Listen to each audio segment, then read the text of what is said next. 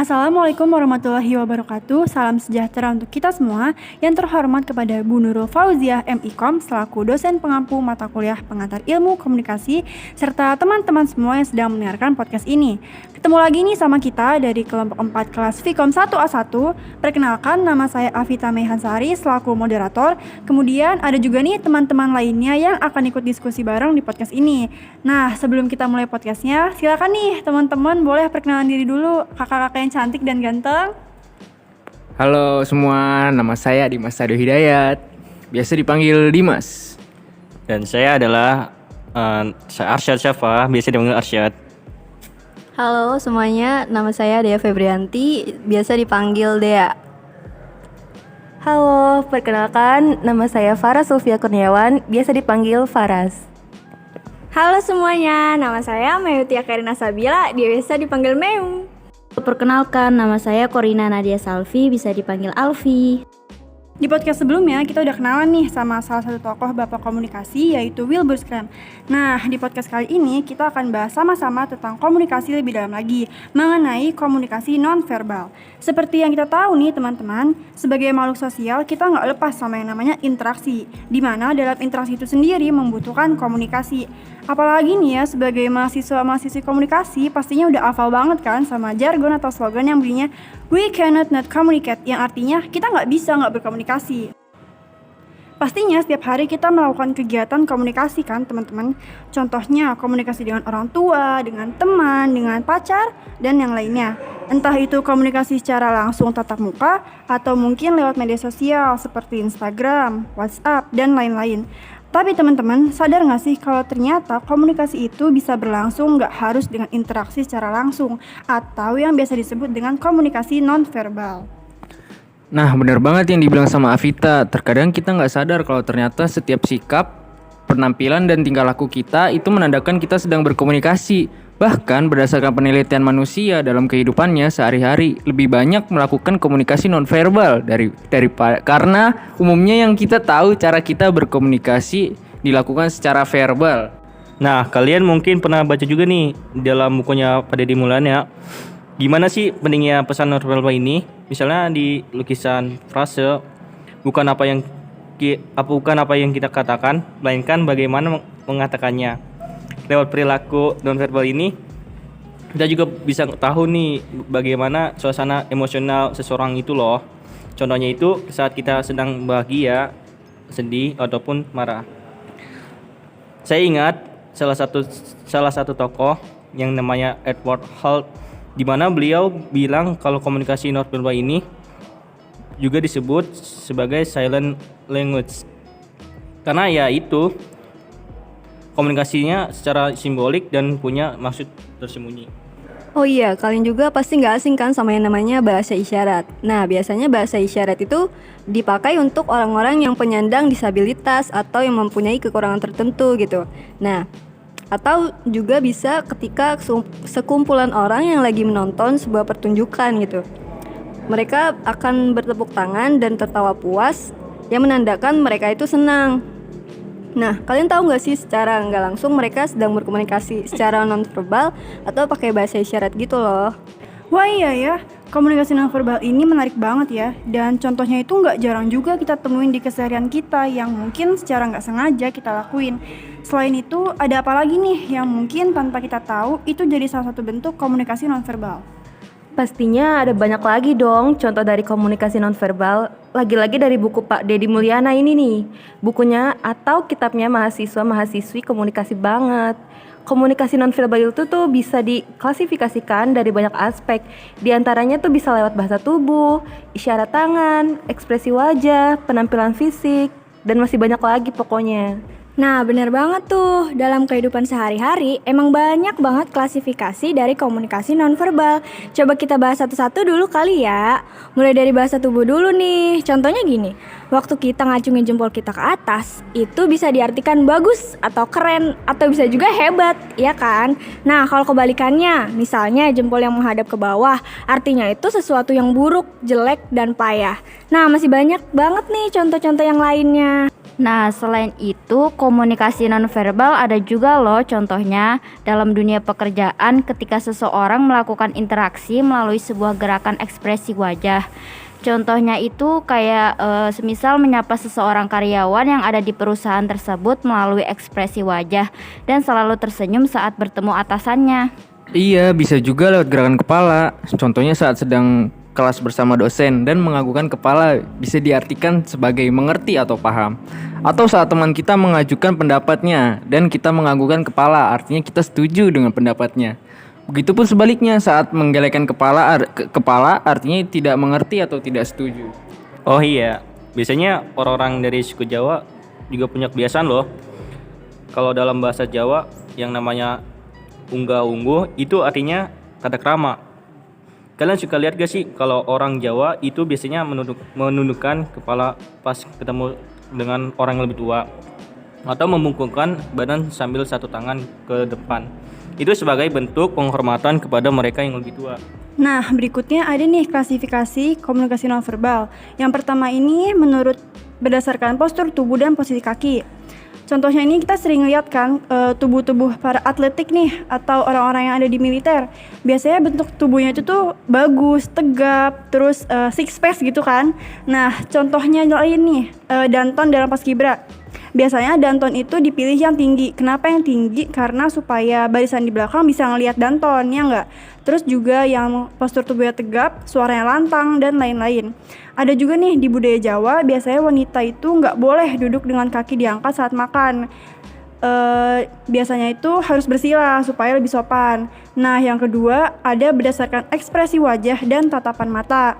Contohnya itu ketika mata kita menyipit dan alisnya mengernyit nih. Ini bisa diartikan sebagai ekspresi kita sedang marah atau intonasi nada yang tinggi. Nah, ini nih yang biasanya bisa jadi miskomunikasi. Contohnya suku Batak yang umumnya biasa bersuara keras. Bisa aja disalahartiin sama suku Jawa yang umumnya bersuara lemah lembut. Ada juga kalau di budaya Jawa, natap mata lawan bicara itu diartikan gak sopan. Sebaliknya, di budaya luar itu, ketika kita berkomunikasi dengan lawan bicara, kita diharuskan untuk menatap lawan bicara tersebut. Nah, untuk klasifikasi yang ketiga yaitu ada sentuhan. Nah, contohnya itu seperti orang tua itu membelai kepala anaknya, itu berarti sebagai tanda kasih sayang. Nah, selanjutnya, contoh yang selanjutnya itu berjabat tangan sebagai tanda selamat kepada teman atas keberhasilannya. Nah, contoh selanjutnya lagi itu ada cepika-cepiki gitu kan dari antar ibu-ibu di acara arisan atau reuni. Nah, itu sebagai bentuk sambutan selamat datang. Nah, untuk klasifikasi yang keempat berdasarkan waktu. Contohnya itu saat ayam berkokok, kita tahu bahwa itu merupakan tanda sudah masuk waktu pagi. Nah, contoh selanjutnya itu saat terdengar suara azan nih, kita tahu bahwa itu sebagai tanda masuk sholat bagi umat muslim. Dan juga ada lagi nih klasifikasi penampilan fisik, yaitu ada beberapa contoh. Yang pertama, orang yang berhijab. Nah, tanpa mereka bilang tuh kita tuh kayak tahu kalau dia tuh orang muslim. Sama kayak halnya kalung salib yang dipakai seseorang, menandakan bahwa orang tersebut tuh beragama Nasrani. Yang kedua, orang yang memakai pakaian serba hitam itu juga bisa diartikan sebagai kalau mereka itu sedang berduka. Dan selanjutnya, orang dengan rambut cepak biasanya itu sedang dalam pendidikan militer. Dan seseorang lelaki yang berambut panjang itu identik dengan anak indie atau anak seni. Yang terakhir yaitu yang lagi booming banget nih, yaitu per-K-popan. Kita tuh bisa tahu seseorang itu tuh penyuka atau fans K-pop tuh dari fashion yang dia pakai. Entah make upnya, aksesorisnya, yaitu kayak seperti gantungan atau stiker serta casing HP yang dia pakai. Nah, ada juga nih klasifikasi berdasarkan bau-bauan.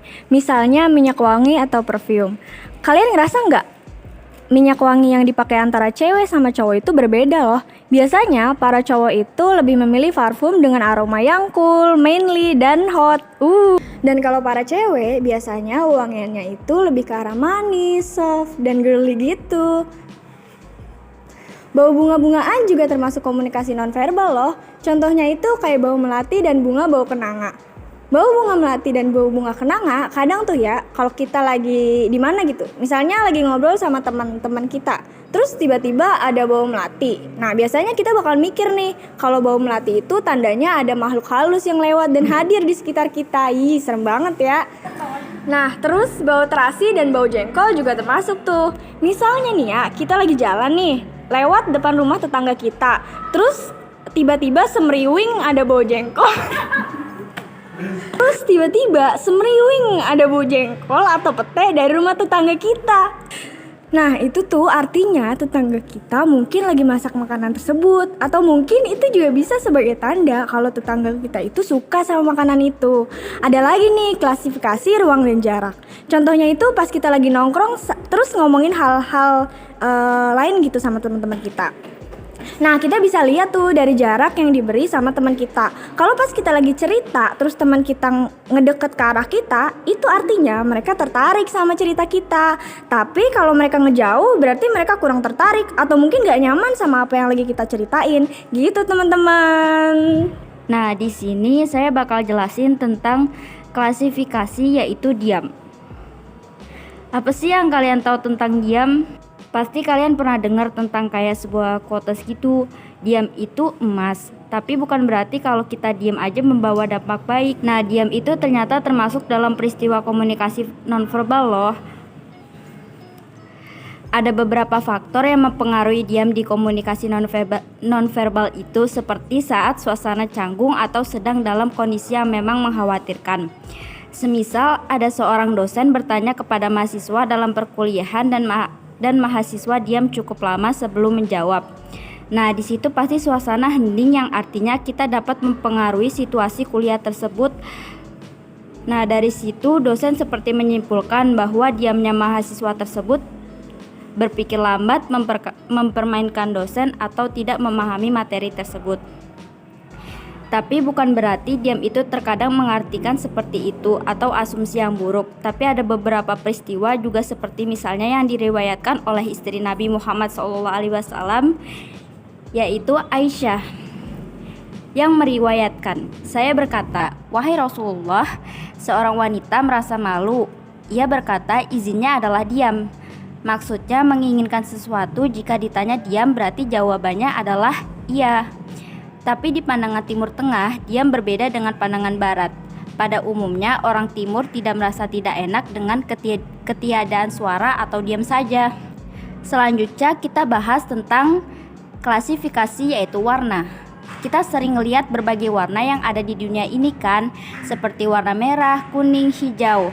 Nah, warna hijau, kuning, dan merah adalah warna maknanya universal sebagai pengatur lalu lintas. Nah, kalian bisa lihat kan kalau misalnya di lampu merah gitu, warnanya kan merah, kuning, hijau, yang artinya hijau berarti silahkan jalan, kuning berhati-hati, atau merah yang artinya berhenti. Di Indonesia, warna merah muda adalah warna feminim dan juga warna romantis yang disukai banyak orang. Nah, ada salah satu yang menarik nih, bahwa di Arab Saudi kebanyakan pria Arab mengenai pakaian gamis berwarna putih. Boleh jadi karena warna ini digambarkan sebagai warna yang suci dan bersih. Selain itu juga menetralisir cuaca yang panas. Dalam banyak budaya, khususnya di Barat, warna hitam menandakan duka cita, sehingga orang yang mengenakan pakaian hitam ketika mereka melayat kematian atau menghadiri acara pemakaman. Namun di kalangan Tionghoa di Indonesia, orang yang berkabung justru mengenakan pakaian putih. Nah, kita kan udah bahas nih tentang klasifikasi komunikasi nonverbal. Selanjutnya, kita mau bahas fungsi nih. Yang teman-teman tahu, apa aja sih fungsi komunikasi nonverbal? Jadi, istilah nonverbal biasanya digunakan untuk melukiskan semua peristiwa komunikasi di luar kata-kata yang terucap dan tertulis. Pada saat yang sama, kita harus menyadari bahwa banyak peristiwa dan perilaku nonverbal ini ditafsirkan melalui simbol-simbol. Nah, fungsi komunikasi nonverbal ini salah satunya untuk menegaskan kembali komunikasi verbal. Misalnya kalau kita mau berpisah, kita mengucapkan selamat tinggal atau dada-dada. Kemudian secara spontan kita melambaikan tangan kita. Nah, komunikasi nonverbal juga berfungsi untuk regulasi perilaku verbal. Nah, contohnya itu waktu kelas dengan dosen nih yang seharusnya sudah habis jam kelasnya. Kita memberikan kode dengan melihat ke arah jam tangan. Nah, dengan begitu dosen menyadari kode dari mahasiswanya dan segera mengakhiri kelas. Fungsi selanjutnya itu untuk membantah atau menentang perilaku verbal. Contohnya saat kita berbicara kepada teman kita, namun ia hanya menjawab iya tanpa sebenarnya itu mereka paham dan memperhatikan kita saat berbicara. Wah, gak kerasa nih kita udah di penghujung podcast tentang materi komunikasi nonverbal. Dari diskusi kita tadi, jadi bisa disimpulkan kalau komunikasi nonverbal ini gak kalah penting dari komunikasi verbal. Karena dalam keseharian kita lebih banyak melakukan komunikasi nonverbal. Contohnya melalui gerakan tubuh, isyarat tangan, ekspresi wajah, penampilan kita, bahkan saat kita diam pun bisa menandakan kita sedang berkomunikasi. Terima kasih nih buat teman-teman kelompok 4 yang udah meluangkan waktunya dan sharing-sharing. Terima kasih juga kepada Bu Nurul selaku dosen pengampu kita yang telah memberikan kesempatan buat kita bisa berdiskusi seru kayak gini nih. Sekian dulu podcast kita kali ini, sampai jumpa di podcast selanjutnya. Dadah!